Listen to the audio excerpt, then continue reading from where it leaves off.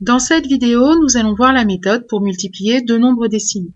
Alors on va voir, pour expliquer en fait cette méthode, sur un exemple, ce qui se passe quand on a la multiplication de deux nombres décimaux. Je prends 2,53 que je vais multiplier par 3,1.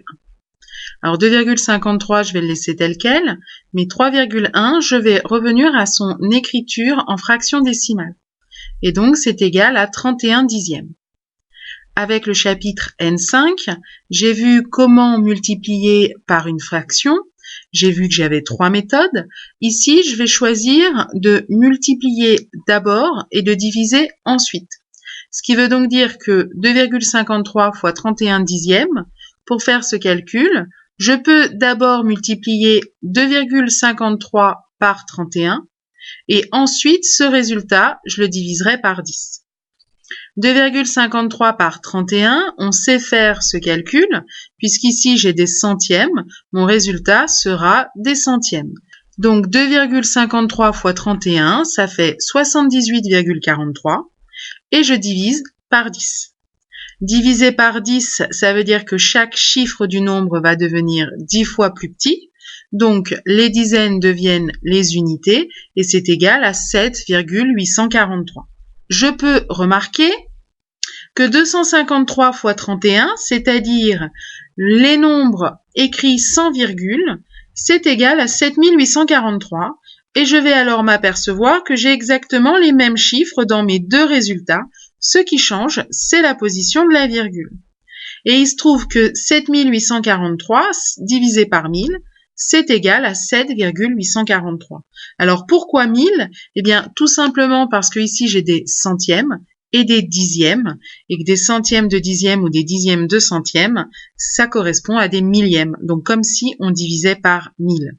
On va donc pouvoir écrire que 2,53 fois 3,1, c'est la même chose que multiplier 253 par 31 et diviser par 1000.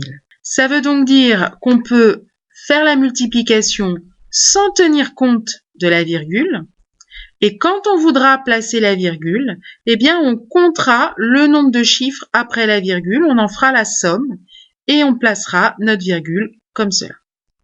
Donc on va pouvoir écrire la règle suivante. D'abord, on commence par multiplier sans tenir compte des virgules.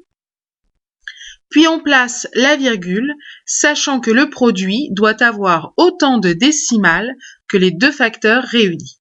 Voyons sur un exemple comment on va procéder quand on va poser la multiplication. Eh bien, je veux multiplier 0,255 par 8,6.